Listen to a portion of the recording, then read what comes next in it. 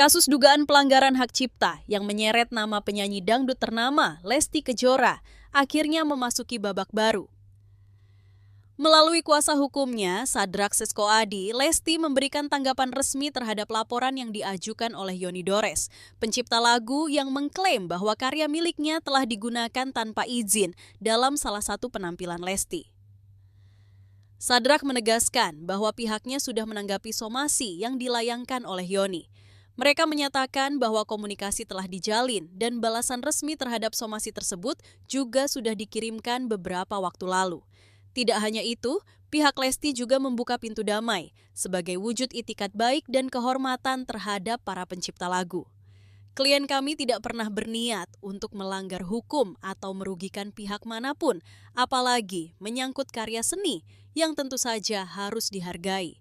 Kami sudah menyampaikan respon secara tertulis dan terbuka untuk menyelesaikan masalah ini secara kekeluargaan, ujar Sadrak dalam keterangannya kepada awak media.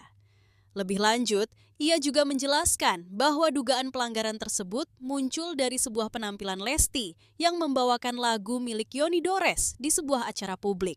Namun, menurut tim hukum Lesti, hal ini terjadi tanpa adanya niat jahat dan mereka meyakini bahwa ada mekanisme legal tertentu seperti lisensi kolektif dari Lembaga Manajemen Kolektif Nasional (LMKN) yang semestinya melindungi penampil dari tuduhan semacam ini. Ini kan perkara interpretasi hukum juga, apakah ada pelanggaran nyata atau ini murni miskomunikasi. Tapi yang jelas, klien kami siap berdiskusi dan menyelesaikan permasalahan ini secara terbuka, tambahnya. Menariknya, sikap terbuka yang ditunjukkan oleh Lesti dan timnya mendapat respons positif dari berbagai pihak, termasuk warganet. Banyak yang memuji langkah damai yang ditawarkan oleh Lesti dan menganggapnya sebagai contoh baik bagi para pelaku industri hiburan. Tak sedikit pula yang berharap agar para penyanyi dan pencipta lagu bisa saling menghormati serta menjalin kerjasama yang sehat tanpa harus berujung di meja hijau. Sementara itu, di sisi lain, Yoni Dores sendiri menyampaikan bahwa niatnya melaporkan Lesti bukan semata-mata demi sensasi. Ia hanya ingin karyanya dihargai sebagaimana mestinya. Dalam beberapa pernyataan sebelumnya, Yoni juga membuka kemungkinan untuk menyelesaikan kasus ini secara damai, asalkan ada itikat baik dari pihak terlapor. Dengan adanya respons dari Lesti melalui kuasa hukumnya, kini bola berada di tangan Yoni. Akankah kedua belah pihak benar-benar duduk bersama dan menyelesaikan persoalan ini secara kekeluargaan, atau justru akan berlanjut ke proses hukum yang lebih panjang? Yang jelas, publik kini menaruh harapan agar kasus ini bisa menjadi pelajaran bagi seluruh insan musik tanah air, bahwa dalam industri kreatif, kolaborasi dan penghargaan terhadap hak cipta harus berjalan beriringan. Tanpa itu semua, industri musik hanya akan menjadi ladang konflik yang tak pernah selesai. Dan di tengah sorotan yang kian tajam ini, satu pertanyaan pun menggantung di benak banyak orang. Apakah kasus ini akan segera berakhir dengan damai, atau justru membuka pintu bagi gugatan-gugatan lain yang selama ini masih tersimpan diam?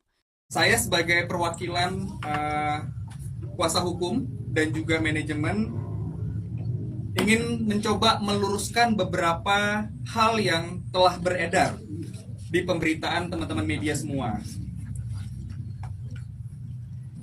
Poin yang pertama yang pengen kami sampaikan ialah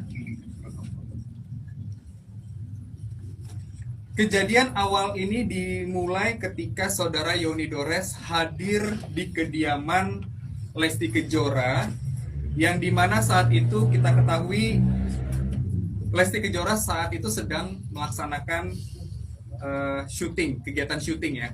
Sehingga dari beberapa statement yang disampaikan Bapak Yoni Dores yang menyebutkan tidak diberikan ruang, tidak diberikan waktu untuk melakukan pertemuan, itu kami anggap tidak sesuai dengan fakta, dikarenakan memang Lesti Kejora saat itu sedang melakukan kegiatan syuting.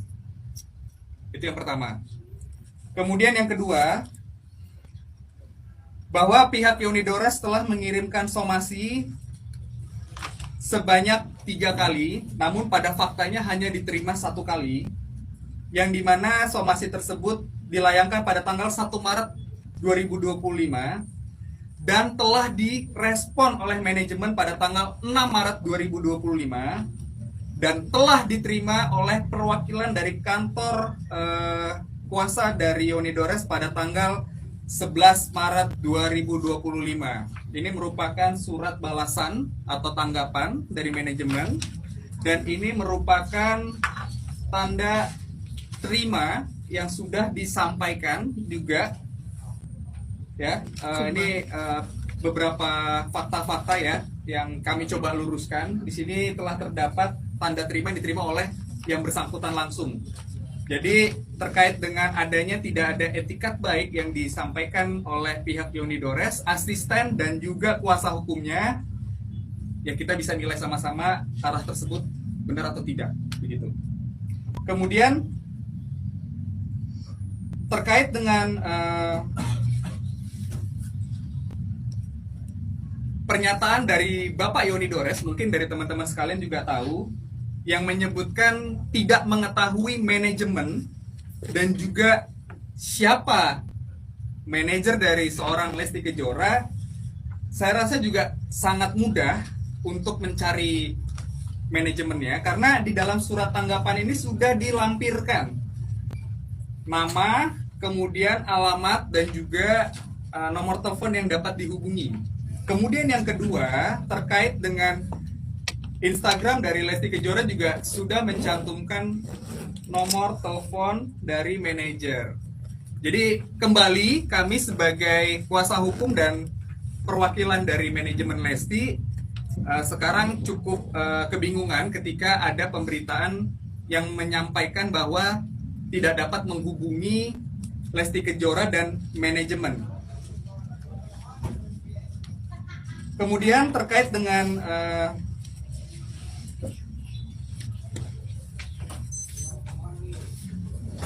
persoalan yang menyebutkan bahwa adanya uploadan yang dimana diduga melanggar undang-undang hak cipta, ya, perlu kami jelaskan juga bahwa cover ataupun upload itu tidak dilakukan oleh Lesti Kejora dan tim, sehingga hal tersebut cukup membuat dan memframing klien kami seolah-olah terlihat seperti melakukan tindak kesalahan ya dengan mengupload tersebut.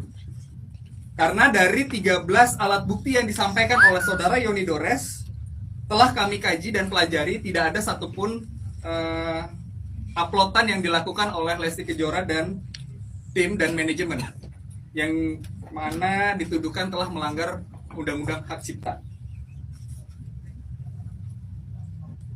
Pada kesempatan ini kami juga sangat menyayangkan kepada saudara Yoni Dores, asistennya dan kuasa hukum yang menyebutkan Lesti Kejora tidak tahu diri, tidak beradab, pelaku pembajakan dan kata-kata lainnya yang sangat tidak pantas. Seharusnya Bapak Yoni Dores beserta tim tidak perlu menyampaikan perkataan seperti itu. Karena bagaimanapun juga proses penyelidikan masih berjalan. Dan mungkin ini sebagai pesan agar kedepannya untuk tidak dilakukan kembali hal-hal tersebut. Karena bagaimanapun kata demi kata yang disampaikan itu semua terekam di pemberitaan. Jadi